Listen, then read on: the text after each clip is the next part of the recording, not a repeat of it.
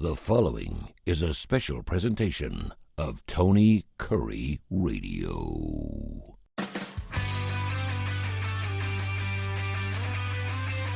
If you've been listening to Tony Kurre Radio, you just heard Need to Know. We got the crystal ball on for 2026. Got Michael Coleman's, who's a very successful guy in the non-for-profit. It's funny, real quick, we're in, and I know I'm going to get this question, non-for-profit, when the economy's going where, how does it affect the non-for-profit world? And then I know we had another stat we wanted to get into, but I wanted to ask you about that. We ran out of time on our previous show, but can you get an idea of where the economy is going based on how people give?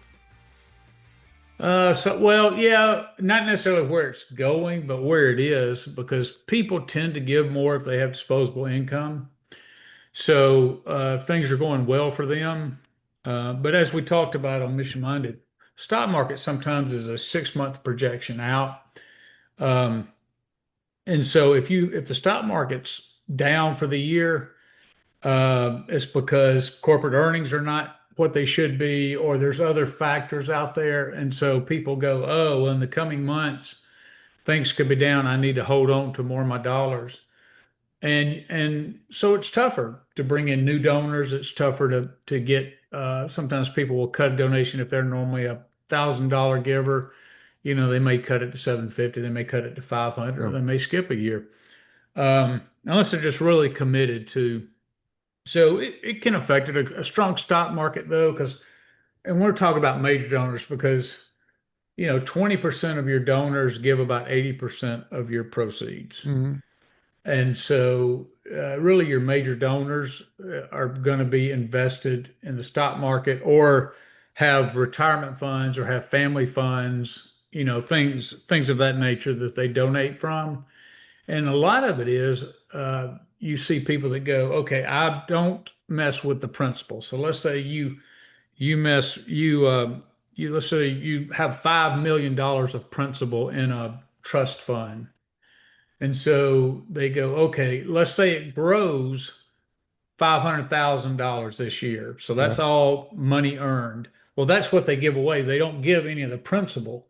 So from year to year, depending on what the stock market does, let's say it has a down year and it only makes 200,000. Well, that's only 200,000 to give.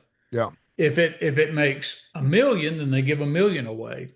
So a lot of people is giving is all benevolence or really I should say philanthropy is really determined by how well the stock market did that year. All right, real interesting stat. We got time, and I was going to make this our bite by bite because it's traditionally a little shorter, but I can't wait to hear your take on this. So we don't want to broad brush here by any stretch of the imagination, but there was an interesting stat that I saw where the average weight of a woman who buys groceries without SNAP benefits and the average weight of a woman who is on SNAP benefits varies greatly. And what does that mean? The person who's on SNAP benefits traditionally weighs, we're not broad brushing, not everyone out there, if you're on SNAP benefits, we're not saying you weigh 220 pounds, but they traditionally weigh quite a bit more than a person who's not on SNAP benefits. And what does that mean? You got that stat, and I was like, I can't wait to hear where you're going to go with it.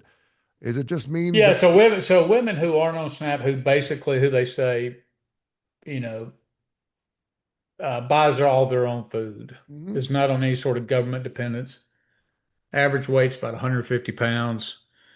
But the average weight of somebody who is on SNAP and has been on SNAP, I guess, I don't know I didn't dig down into the numbers, but it's about 210 pounds.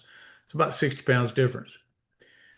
There's so many things that there's a real danger. You can look at something like that and draw several conclusions.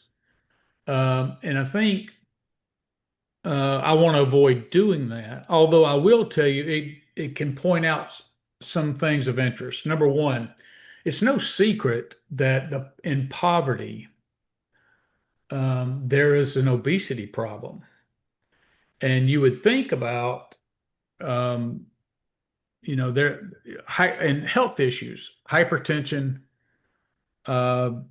stroke, higher rates of stroke, heart issues, diabetes, on and on and on, type 2 diabetes. high blood pressure, all of that's related to just severe obesity. Um, and that's one of the things that you see so often. And it's really perplexing if you look, because you would think, okay, if a family, we think in our minds, when we think of starving families and starving children, we tend to think the old images we see in, we grew up with seeing them in Africa where Yeah. they were almost tribal. Emaciated. Yeah. Yeah, yeah, emaciated people and just flies and just and that's so different because our poor walk around, and this is not, I want to make sure it's not racial. It doesn't matter whether you're talking, this is not African American women. This is African American women, Hispanic women, Caucasian women, just women as a whole. And a lot it has to do with activity, women in poverty. Um, Lots of times may have children, but there's a lot of sedentary behavior. Hmm. Whereas women who work are typically more active. They go to the gym, they take care of themselves. People in middle class, we've talked about this before, typically are more concerned about what they take into their body. People in poverty oftentimes uh, don't know how to read food labels. Um, and I say that just because when I was running other nonprofits and dealt with people in poverty for so long, I never had somebody that knew how to read, even if they knew how to read a food label, they didn't actively consider those things in their shopping. So when you don't understand fats and carbohydrates and proteins or what it does to your body, you tend to eat what you enjoy eating. Yeah. And you don't tend to, so there were people who didn't know the difference between a bag of Oreos and a bag of apples. It's just, hey, the Oreos taste good, and that's what I like. Um, and then there's some poverty cultures have really glorified uh, obesity. They do it in music, they do it in their post. Well, I, now th- it's okay. I mean, you got plus size women, and it's okay to be plus size because we don't want to body shame. well, see that, and I think we've come on the backside of that now.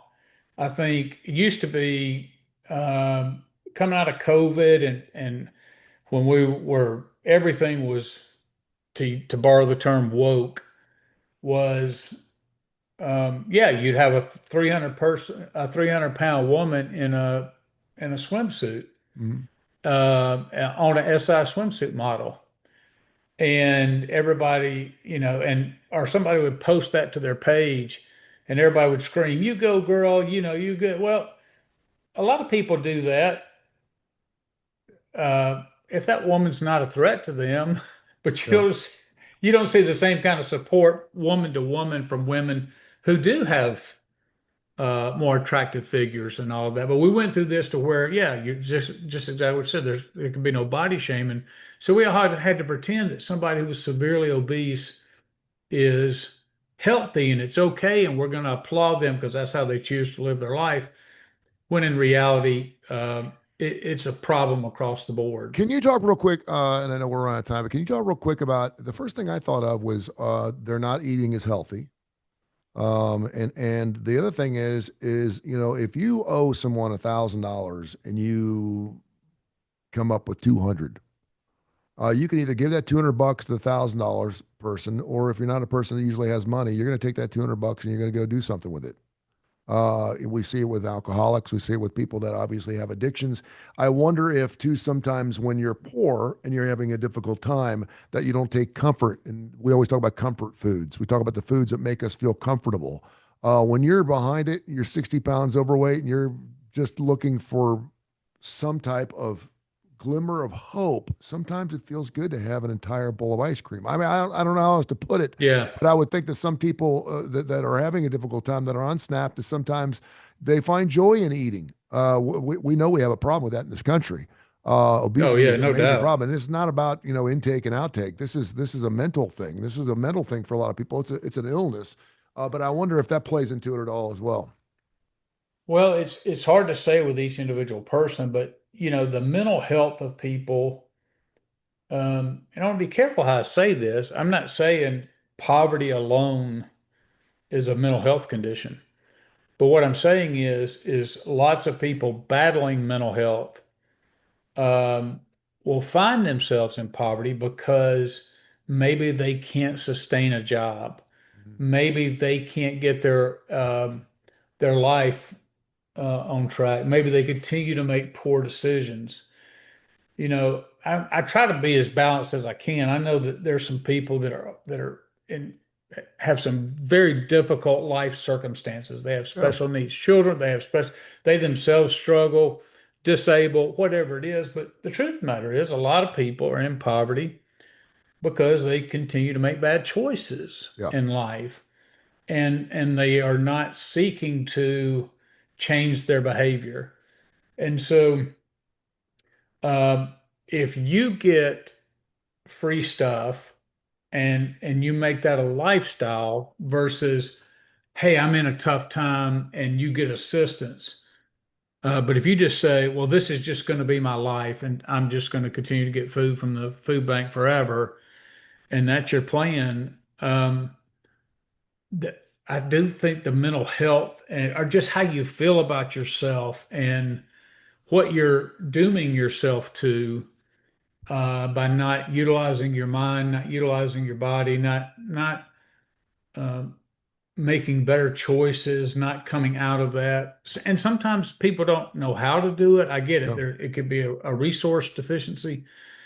There's several factors, and I'm not trying to blame. It's not a blame game, but I think everybody needs to have an expectation to be or to strive to be what God created them to be, what gifts and abilities they had. And I think lots of times people just continue to make the same poor choices over and over and over. And, we still don't want people to starve. We're still going to help people with food. But I think the facts are bearing out that it's not, the situation is not lots of times that it's just people without food. Yeah. And so it runs deeper. And like you said, it could be mental health, it could be emotional, it could be all the other factors out there. But Very interesting. yeah, It's very interesting though. Very interesting stat. Really is. And yeah, it does broad yeah, brush. HAFB, hashtag that. Anytime you want to give, Michael would certainly appreciate that. We thank you for all the hard work you do during the holidays. I know you're looking for some time off too. I mean, you've just been getting after it during the festivities of the holiday season, and can't wait for a 2026. And don't forget to be listening to our brand new show called Mission Minded. You're like, wait a minute, don't you guys do a show? Yes, we do. But it's going to be an hour. It's going to go an hour long, and it's going to be on 100.1 The Truth, which is WXJC, which is going to be coming up a little bit later on in 2026. So we're really excited about that opportunity to proclaim the word of the Lord and do some Christian work, and at the same time talk about some business as well. Thank you, my friend. Happy New Year to you, my bro. You as well, my friend.